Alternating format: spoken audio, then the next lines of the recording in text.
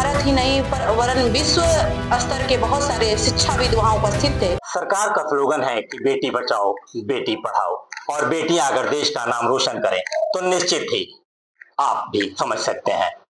बलिया की बेटी शक्ति दुबे ने यूपीएससी टॉप करके देश का नाम रोशन किया था। बलिया में तो ऐसे ही बलिया के बैरिया के रहने वाली शक्ति दुबे थी, लेकिन इस वक्त भारत गांव का देश कहा जाता है और उसी गांव के समीप में नगर पंचायत सहतवार है, जहां रिंकी पाठक हमारे साथ है। डॉक्टर रिंकी पाठक जी, आप लखनऊ, नमस्ते नमस्ते, आप लखनऊ गई जी। किस तरह का माहौल था और किस लिए गई? असल में लखनऊ मेरी पुस्तक का लोकार्पण था, हिंदी साहित्य एवं विविध विमर्श। लेखक के तौर पे मेरी पहली कृति, और क्योंकि चूंकि 2 पुस्तकें मेरी संपादक के तौर पे प्रकाशित हो चुकी है, उसी पुस्तक का लोकार्पण 22वें पुस्तक मेले में जो राष्ट्रीय पुस्तक न्यास द्वारा आयोजित था, बलरामपुर गार्डन के मंच पे मेरी कृति का लोकार्पण हुआ। ये अपने आप में गौरव का क्षण था कि भारत ही नहीं वरन विश्व स्तर के बहुत सारे शिक्षाविद वहाँ उपस्थित थे और बहुत ही गरिमामयी जो व्यक्तित्व थे, बहुत सारे लोगों के बीच में लोकार्पित हुई पुस्तक और सबने बड़ा सराहा।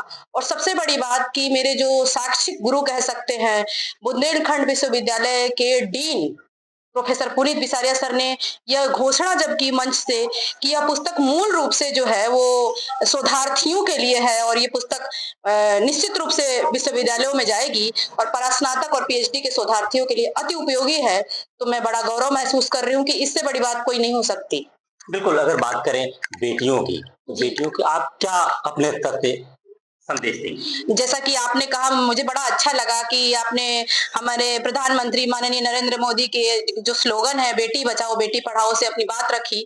तो जाहिर सी बात है कि जैसे बलिया की बेटी शक्ति दुबे ने अपना परचम लहराया और पहली रैंक पाई, और जैसा कि आप मेरे बारे में भी जानते हैं कि पूरे भारत में विश्वविद्यालयों में मैं जाती रही हूँ और मेरा जब भी संबोधन होता है तो हमेशा जय बलिया के नारे लगना और ये कहना कि पूर्वांचल की जो धरती है पहले से ही गौरवमयी रही है। बड़ी गौरवान्वित होती हूँ कि मैं बलिया की बेटी हूँ और यही कहलाना पसंद करती हूँ। आपने भी कहा कि बलिया की बेटी, मैं बस बेटियों से ये कहना चाहती हूँ कि तुम हमेशा एक कदम बढ़ाते रहो, तुम्हारा परिवार तुम्हारे साथ है और तुम दुनिया में इतनी ऊंचाइयों को छुओ कि विश्व स्तर तक तुम्हारा नाम हो। क्योंकि जैसा आप जानते हैं कि जब कल्पना चावला जाती है, जब सुनीता विलियम्स जाती है अंतरिक्ष, तो हर एक बेटी के अंदर ये जज्बा होना चाहिए और उसे कभी ये महसूस नहीं होना चाहिए कि वो सिर्फ करुणा और संवेदना के लिए बनी है। जी बिल्कुल, बता दें कि डॉक्टर रिंकी पाठक ने प्रोफेसर के लिए हर योग्यता पार कर लिया है।